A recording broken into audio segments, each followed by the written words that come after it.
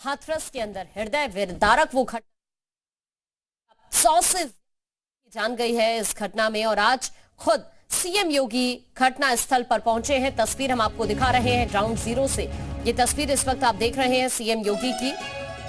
कल से अधिकारियों से लगातार सीएम संपर्क बनाए हुए हैं और यहां आप तस्वीरों में देखिए बीजेपी प्रदेश अध्यक्ष भी यहीं पर मौजूद हैं सीएम योगी के साथ ही।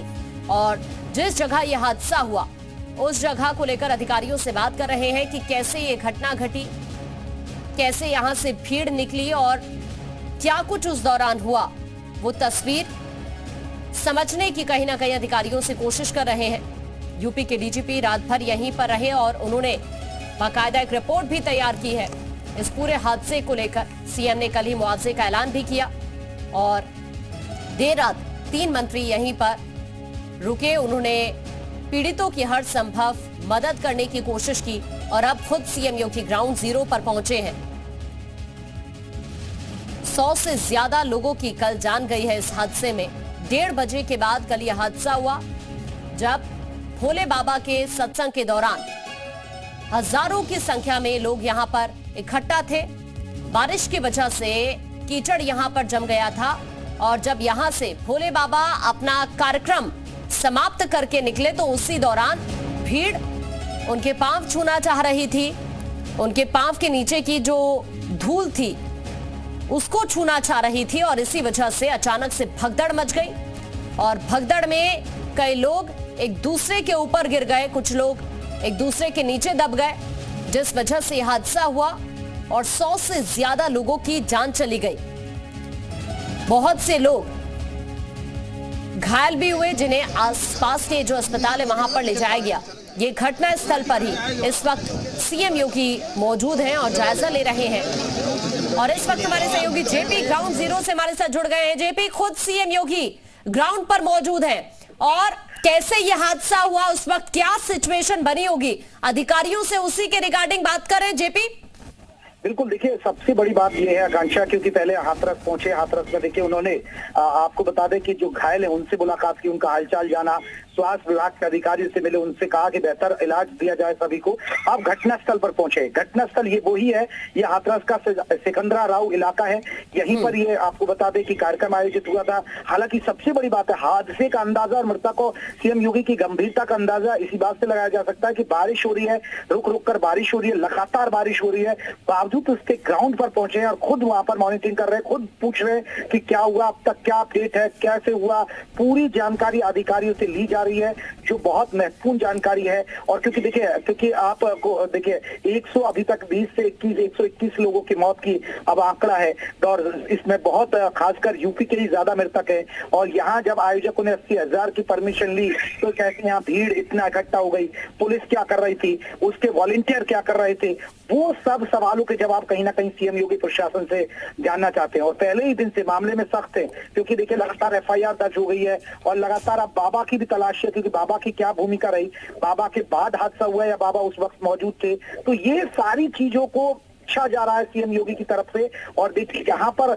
अभी खास बात यह है कि ये कानपुर अलीगढ़ हाईवे बिल्कुल उससे लगा हुआ ये इलाका है। कानपुर अलीगढ़ हाईवे है जहां सीएम योगी यहाँ अधिकारियों से बातचीत कर रहे हैं, जानकारी ले रहे हैं, क्योंकि यहीं पर ये इवेंट हुआ था, यहीं पर ये आयोजन हुआ था, यहीं पर प्रवचन हुआ था, यहीं सत्संग हुआ था, इसी जगह पर वो हादसा हुआ। इसी जगह पर आपको बता दें 122 लोगों की जान चली गई, कई लोग घायल हो गए और उसी बात की जानकारी सीएम योगी अधिकारियों से जुटा रहे हैं। तो ये तस्वीरें जो दर्शक देख रहे हैं ये घटनास्थल की है, वहां का मुआयना करते हुए, यहाँ पर पूरी जानकारी जुटाते हुए ये।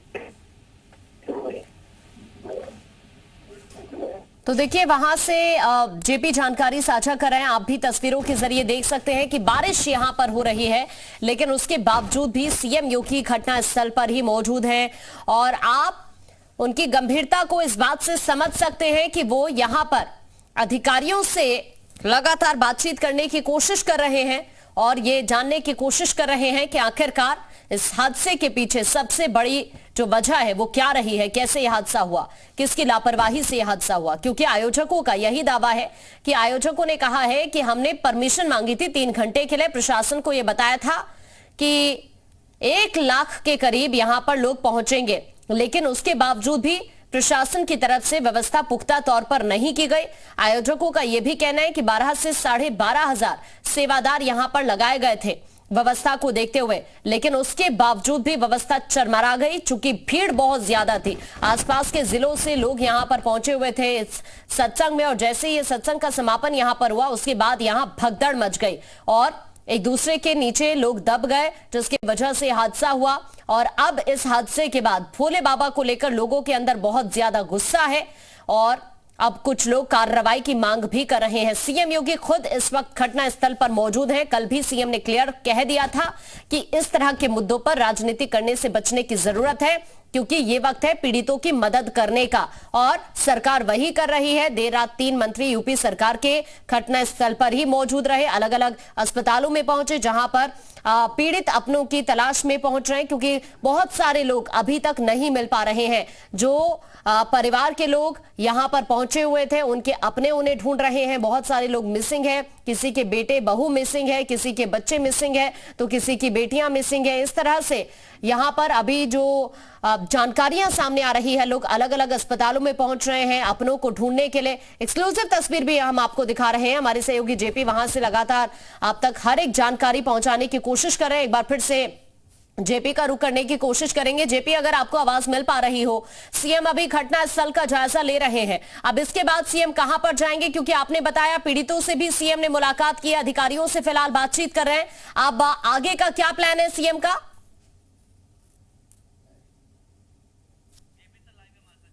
जेपी, आपको आवाज मिल रही है?